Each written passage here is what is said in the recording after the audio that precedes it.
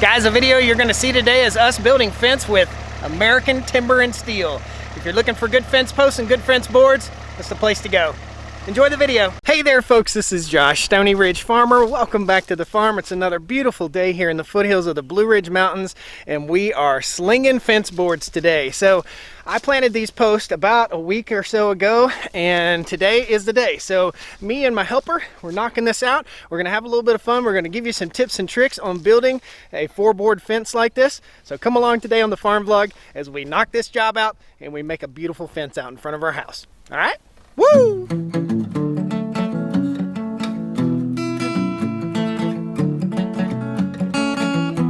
Stoney Ridge, farm Stoney Ridge, Stoney Ridge farm. Okay, so if you didn't catch the last video, there's going to be some footage going on right now of me knocking these posts in. What we did here, we put our post on 8-foot centers. So we're gonna give you a little education in case you want to build a 4-board fence like this. So we put our posts on 8-foot centers. We drove our posts with the Protect driver. I'll post a link down there to that. All this fencing material is from American Timber and Steel. So we visited the factory. There'll be a link at the end of the video where we take you through the factory and we show you how pressure treated posts are made. So if you haven't seen that, it's definitely worth watching. Stick around to the end of the video. So what we're gonna do, we've got our steel electric chainsaw here. That's for topping the post, and that's for also cutting the boards where they meet right here in the center. We're gonna talk a little bit about how these boards are nailed up, and you can see they're staggered. See how they're staggered out? So in other words, at the end down here, let's go down, I'll show you. So we started our first boards. We put a 16-footer at the bottom, an 8-footer, a 16-footer, and an 8-footer. So the 16-footers will match right up with these 8-foot spaced posts, and so will the 8-footers, but they're staggered. So in other words, that brings a little more strength to your fence. Now, we dropped 3 nails in each board, and we're using a pass load angled finish nailer. I'll post a link down the video description. This thing's been super duper handy. It takes a battery and it runs off of gas. It has a little gas chamber in there, and basically I'll just shoot one for you real quick. That's it. So we don't have to carry around hoses and compressors and generators and all that stuff.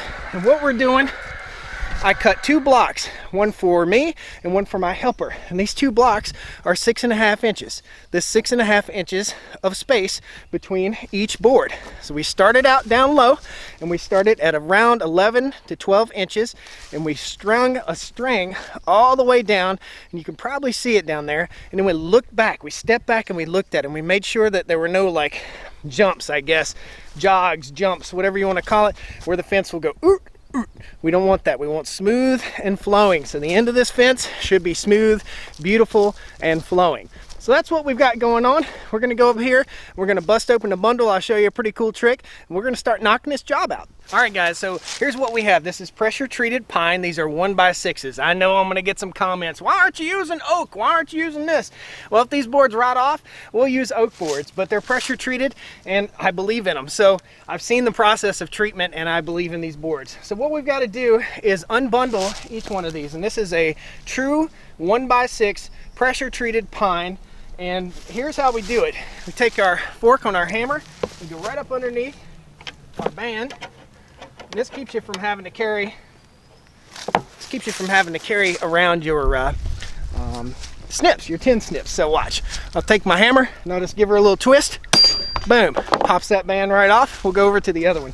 Pretty cool little trick that I learned. Once again, we just take our hammer, get that claw up underneath there, get it in between, and then do just like that. Awesome. Now William's gonna haul that board off and we're gonna start placing boards and get busy. So I'm gonna get a little time lapse. If we get to a spot where there's an educational moment, I will share it with you guys. And one thing to remember, if it ain't tight, it ain't right. These are our fencing shirts, guys. It's a joke, so get over it. This is actually Mrs. Stoney Ridge leaned up against the fence. Some people really get offended by this shirt. If it ain't tight, it ain't right. The fence is tight, the boards are tight, the nails are tight, and maybe the little girl right here is pretty too. Good stuff.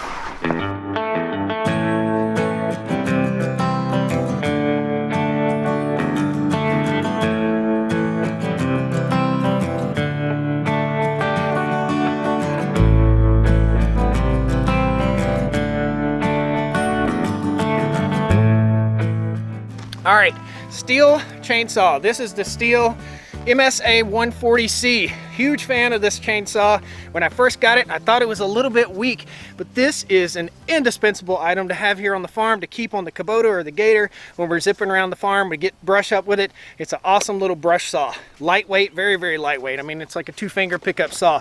One thing that you have to be advised of on this saw is that it won't run without pushing that button right there and without the chain brake release. So you have to release the chain brake and you have to hit this button in order to engage this saw. It's torquey, but it's not as torquey as a gas saw. I'm just going to be honest with you, but it gets the job done for what we're doing here. So if we get in a tight spot and we can't use the, well, I'll show you.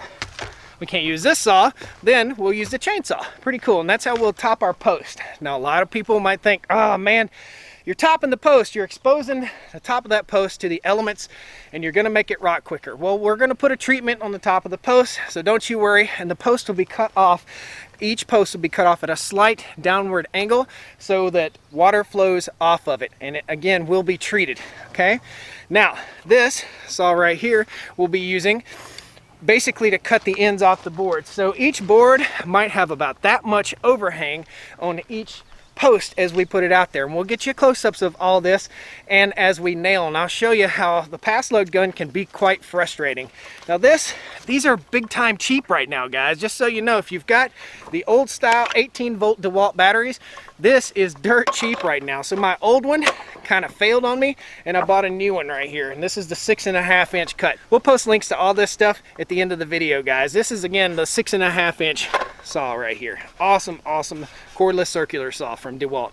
I love DeWalt tools. If you work for DeWalt, call me, man. I love your tools. I just love them. I really stand by. I've got DeWalt tools up there that are 28 years old. Awesome. Now, this is my first 4-board fence. I'm going off of the advice of many professionals on building this fence right here, but again, this is my first 4-board fence. You'll see hearing protection in here. That nail gun, it fires like a pistol almost, so you've got to have some hearing protection going on, and you really need 3 people. You need one guy laying out boards like little Wild Bill's doing over there, and you need one guy nailing up boards, and you need one guy cutting so that you can keep rolling with it. But we're moving on pretty fast. We're probably on about a 550-foot section of fence right here. About 2.5 hours we'll have that knocked out. Then we're gonna go do about a 700-foot, and then we got another 400-foot section. Man, we're just having a blast. It's just a beautiful day, a great day to get out in the sunshine. And don't laugh at my tool belt. I look like somebody took a string and wrapped it around a marshmallow. I got my winter coat on, guys. I'm working on that.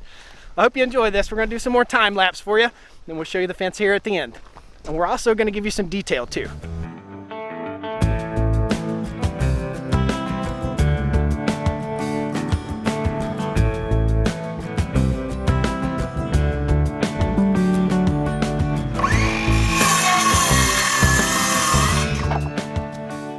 Okay, so what I'm doing here is I'm cutting the ends off basically at the center of the post. I'm just taking my circular saw here, I'm going right up the center, just like so. And that cuts my board off. Now I've got the depth set on my saw to where it only cuts as deep as the board. So that's what we're doing. So we'll nail up 4 boards, we'll go cut, and then we'll match up. So the next step in this would be, William, pick this board up real quick for me. We'll match up this board, the top edge of this board, right here to the top edge of that board. Now we're not building a piece of furniture, but we'll shoot a nail right there, and then we'll move on down the line, and William will use his spacer that I showed you a little earlier so that it matches up. I'll show you that real quick. He's got his spacer in place. So right there is the little spacer that we use. Now I'll lop off all 4 boards and we'll start slinging boards again. I'll get you some more detail on how we nail the boards up. 3 nails per board, and then we're gonna put a face board right down the middle here after we get done with this. So first of all, we got to bust this out. Then I'll take some time, come down here with a cut-off saw or a chop saw, and I'll cut all the face boards to the same length and nail those up, and then I'll cut the tops of the post off. We won't get all that done today, but I'm going to give you some detail on it. All boards aren't created equally, so every board has a crown to it. In other words, it bends in a certain way. Every board typically will have that. This one needs to bend down, and this is actually a hump right here that we're going over. So what William's going to do is put pressure down on this board, and you can see the difference right here. Huge difference. That's the spacer. He's going to mash it down all the way down, and then I'm going to put a little butt behind it too. We'll get it down on that spacer. So we had 3 misfires right there with the pass load. Sometimes it can be a little unpredictable, man. So a pneumatic nailer would rock and roll a whole lot faster, but we don't have to set up compressors and all that stuff. Pretty cool. Let's show you how we get set up to nail a board up on the other end. This is our 3rd board. William grabs his end, I grab my end. He matches up his spacer. I knock this down until it's totally flush right here. In other words, totally flush on this plane. And that's what keeps our fence nice and straight. I'll shoot 1 nail in, just like so. Then I'll go down here to where he's got his spacer.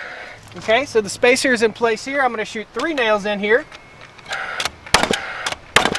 If I can get my pass load to work right, there we go. And then we'll go down to the far end, which is what we just showed you on the far end. This one he had to lift up a little bit, so we'll pop 1 nail in here. And then William will step back out of the way so I'm not blasting him with this gas. That's it. So that's how all the boards go up all the way down the line here, okay? So the next board we nail up is going to be right there, the top board, and then we'll start over here at the bottom. Once again, cut 4 cuts, butt them up to each other, and start nailing them.